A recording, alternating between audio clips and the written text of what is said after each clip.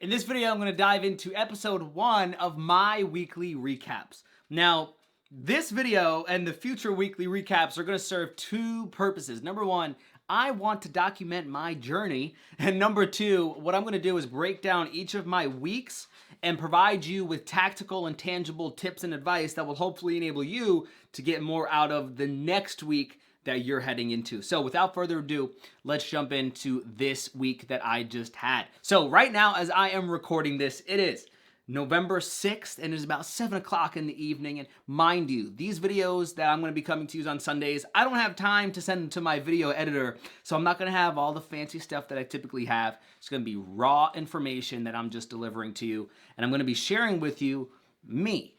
Nothing's going to be held back. Sharing with you the status of my business, mindset, limiting beliefs, anything that's going on with me. I honestly just want to pour it out.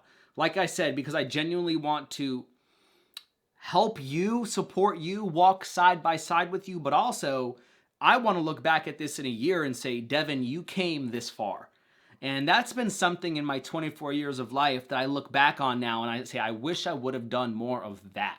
And that is do stuff like pick up this journal that I have right here that I now write in basically every day, but I wish I had the last 13 years worth of my life documented in a journal, where I could look at the times where I was rejected from the high school basketball team, where I was not chosen to be on the sophomore team, but then I was the water boy, and then I eventually got on the team. How about the time when I was a sophomore in high school when I ran a 4:57 mile, where I was a top 8 runner in New York City, but then I went to go be a bodybuilder. Like all of these crazy things, I wish I could look back on them and be like, wow, that's what I was thinking then. So the first thing I want to encourage you to do is start documenting your journey. Because although you might be in a dark place right now or a place in your life that you might not be proud of, there's nothing in the world that's going to be better than one day looking back at that and saying, I was willing to record that. And my vulnerability, my transparency to share that with the world is kind of what led me to where I am now. So that's kind of why I'm doing what I'm doing right now with this. So I'm in a place right now in my life and my business that if I had to categorize, honestly, if I had to capture it in a word, it would be this, and that would be stagnant. Stagnant. I'm not going to come up on here and tell you like I'm accelerating, I'm killing it. I've been stagnant. And the reality is that I've been stagnant now for a few months. In my business, I launched my business officially, Storypreneur, last April. Now, about 16 months ago actually, 14 months ago, is when I started to train people on how to share their story with the world. See, the thing was, I had been trained by the legendary Les Brown, and I had gotten pretty good at storytelling and telling my story. A lot of people started to come to me and say, Devin, can you teach me how to do this? And initially I said, no, I am a life coach. I was a life coach at the time. But the problem was I was a very broke life coach and I didn't have any money in my business account. So I started to think about it. Well, should I do that? Should I actually teach people these storytelling skills? I didn't have any frameworks. I didn't have any system. I didn't have any blueprints. I had nothing besides the own personal stories that I had shared with the world and the lessons that my mentor had taught me. Luckily for me, there was a group of about 5 individuals who were willing to pay me $119 a month. By the way, they barely knew me. They met me on this app called Clubhouse, and they trusted me with the privilege of helping them develop the power of their own story and to learn how to share their story with the world. And it was going great. Eventually, I was doing it for 4 months, and I had this epiphany.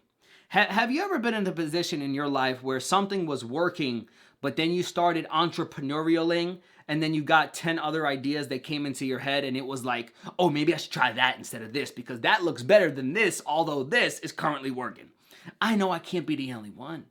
So check this out. I was at about $1,500 a month in my business a month, and I said, I'm going to teach other people how to grow their own coaching business. I said, I am going to launch something called the Monetize Coaching Challenge. And I'm going to totally stop teaching people how to tell stories and develop the power in their voice. And I am going to teach people how to build their own coaching business. And I did that for 4 months. In 4 months, I generated $2,000. I did nothing to generate new income in my business. And more importantly, I did absolutely nothing to make an impact on people's lives. I didn't show up on social media.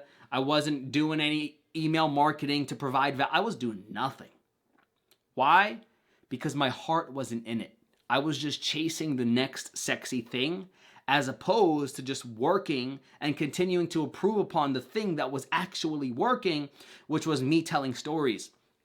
So my girlfriend said to me, she said, Devin, what are you doing? I said, I'm working to grow my business, teaching other people how to coach. And she said, Devin, no, you're not. She says, you need to go back to what was working. And I said, what was that? She said, teaching other people how to share their stories. I said, okay, yeah, that makes sense. And I started to look at, well, what do I like to do? Well, I like to help other people share their story. Who do I like to help? Well, the people that had the most success working with me were entrepreneurs. People that had no business but had the desire to start one. They went from $0 to $5,000 a month in like 3 months. Incredible things were happening with entrepreneurs who I was teaching. So I said, well, how can I combine entrepreneur with storytelling? And I formed Storypreneur. And I went online to GoDaddy.com and I looked up Storypreneur.com. I wanted to see if it was available. Sure enough, it was, but there was one problem. It cost $2,500. Now, I told you I was broke, but I don't think that does justice to my situation at the time. I was about $17,000 in debt, about 10 of which was in my business bank account because I was just investing in so many courses. But I said, you know what? I asked myself this question. I said, Devin, is your brand worth this? Is it worth going into an additional $2,500? And for me, the answer was yes. And that was the birth of Storypreneur. Fast forward, now that was April 2022. Fast forward to May. May, I started to do a lot of webinars, and I was doing them every single week. Now, at the time, I had a continuity offer, meaning I offered a package that was $297 a month, and you got weekly coaching, you got access to every single course I ever created, like everything that I own, you get basically for $297 a month. And every week I would host a webinar, and at the end of the webinar, I would invite people into my program, Storypreneur Academy. And every week I would get about 2 people to join, 1 to 2 people.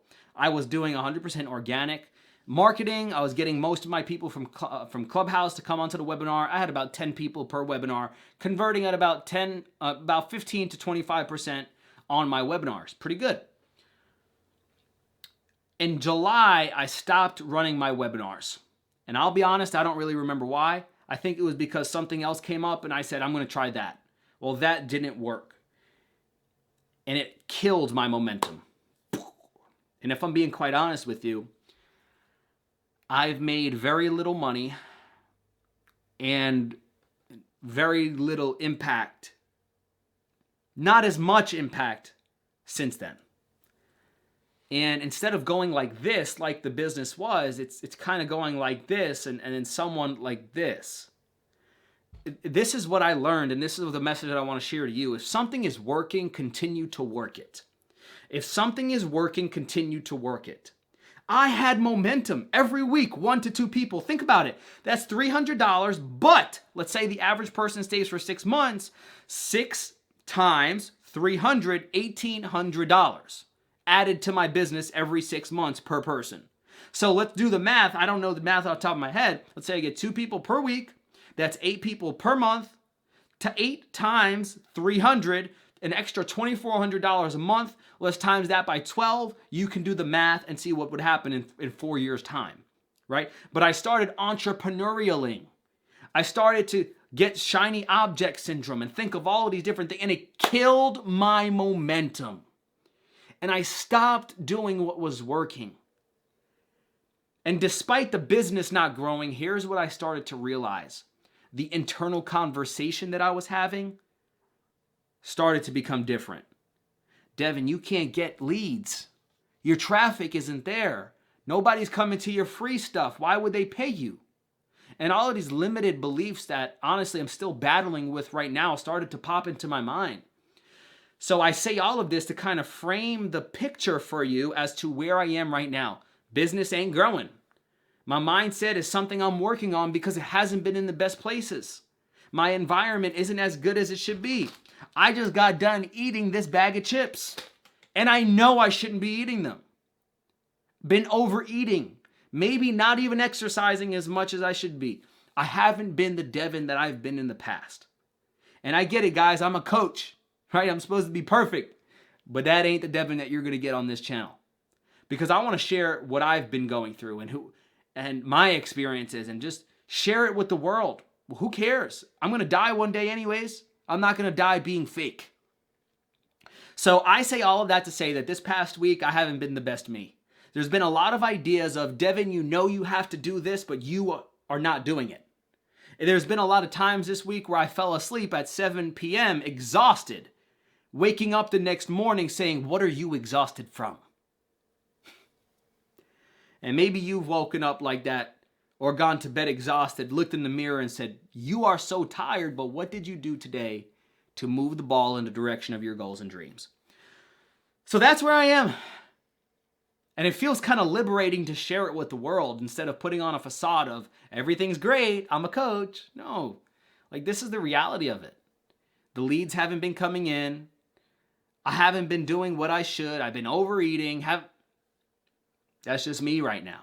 But if I got myself into a situation, I know that I have the ability to get myself out. George Bernard Shaw once said, most people blame who they are in their circumstances. He said, I don't believe in circumstances. The only people that get on in this world are the people that look for the circumstances they want. And if they can't find them, they create them. See, the last reason why I'm creating these weekly recaps is to hold myself accountable. Because I'll be honest, I don't want to come back next week and say the same thing to you. Because it's kind of embarrassing. So it's another accountability measure that I'm including. So that's where I am this week. If this resonated with you at all, or if you want to share with me where you are at in your life or this past week, just drop a comment down in the chat. And I'll be honest with you guys, I decided to do this last minute. I honestly haven't set goals for this week, so I don't have them. I can't share any with you. But next week, I'm going to have goals that I'm going to be sharing each and every week and reporting back on those goals. So I hope that you enjoyed this episode of, well, number one, the first weekly recap, but also me sharing my position as to where I am in my life and my truth.